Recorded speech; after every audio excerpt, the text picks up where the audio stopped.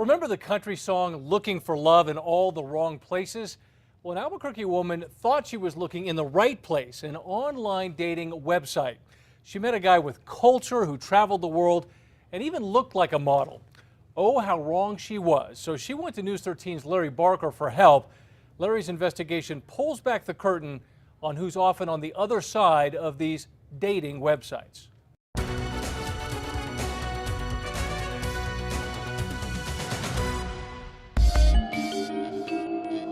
They're predatory individuals. They have no conscience. Larry, even though some of these victims have lost their life savings, in the end, they still just do not believe completely that they've been defrauded. Once they've got you, they've got you. His name is Antonio. He works the late shift sweeping floors after being conned out of his life savings. This person stole all my money, all my money, all my money. It's a web of deceit spun across 4 continents, orchestrated by a heartless gang of thieves. Rich Ferretti heads up the Secret Service office in Albuquerque. There has been a financial loss involving victims from multiple continents: Australia, the United States, Europe. Multiple victims all over the world, and at least $350,000 in fraud loss that we know of. At ground zero for this worldwide swindle is an Albuquerque businesswoman. She went looking for love and ended up an unwitting pawn to an international con game. She asked not to be identified, so we'll call her Peg. It started with an email from a handsome stranger who responded to Peg's online dating ad. He just said that he was glad to get to know me and that everybody needs love, and he would like to spend more time communicating with me. Mike Perry said he was an antiques dealer from Ireland. An international jet setter, he traveled the world in pursuit of his antiques business. One day Mike might be in London, the next Nigeria. Over the course of the next 4 years, the cyber couple exchanged countless text messages, emails, and phone calls. As the online romance blossomed, Mike bombarded Peg with one sappy love letter after another. The love letters would be how much he cared about me and that I am one in a million. Even though the letters were lifted word for word from a romance website, Peg fell head over heels for the handsome antiques dealer she had only met online. They planned to be wed in Ireland. There was a small church that he picked out for us to be married in.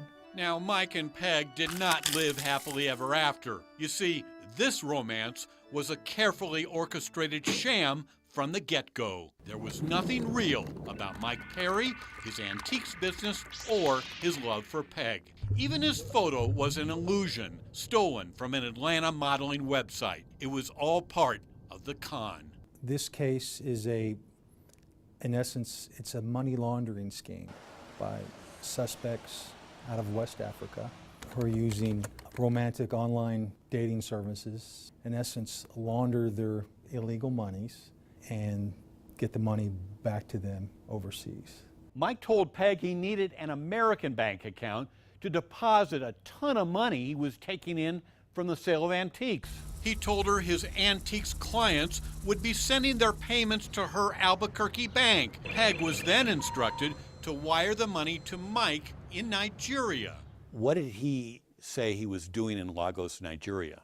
That's where he was selling his antiques. She believed she was wiring the money, helping him with his antiques business. She didn't ask a whole lot of questions. As much as $350,000 flowed into Peg's bank account from strangers all over the world, sometimes a few $100s and sometimes tens of thousands. She forwarded the money to her online boyfriend in dozens of wire transfers. Did you ever get suspicious about strangers sending you thousands upon thousands of dollars and then having you send the money to Mike Perry in Lagos, Nigeria? He told me that this was for his future. He said, I'm saving money for a future to move to Ireland. That was a bald-faced lie. The money flowing into Peg's bank account did not come from antiques buyers. You see, at the same time Nigerian outlaws were scamming Peg with these bogus love letters, they were draining the bank accounts of other love-struck victims across the globe. Like Antonio Papagiorgio, an immigrant from Argentina living in New Jersey. In search of friendship, Antonio placed an online dating ad and got a response from a woman who said she lived in New Mexico. She sent me an email to introduce me. To strike up a friendship. Yes, She wanted to be friends with you. right. Over time, the romance grew, and that's when Antonio's online girlfriend started asking him for money, a lot of money, to help her business, she said. Well, even though Antonio just didn't have a lot, he offered to help anyway. I sold my apartment in New Jersey to send money to help this person. You sold your apartment, your condo, Yes, and you sent her the money. yes, $30,000. He scraped together another $5,000 and sent that along too. It was every penny he had. Antonio then drove to Albuquerque to surprise his online girlfriend. But when he got here, the surprise was on Antonio. She'd never been here. At that point, he knew he'd been conned. Antonio went straight to the police. And he is not the only victim. This mysterious cyber criminal pulled the same romance scam on dozens of men from as far away as Australia. They were each lured into an online romance and then conned out of their money for the sake of love. Who is this clever outlaw? Well, remember the people behind the Mike Perry identity? After they enticed the Albuquerque businesswoman with bogus love letters, the same cyber crooks then stole her identity and created phony Facebook profiles using stolen, suggestive photos. The bogus profiles lured lonely men into online friendships for the purpose of cyber fraud. Peg thought she was receiving money from the sale of antiques. In fact, the funds came from fraud victims, cheated by Nigerian con men posing as online girlfriends.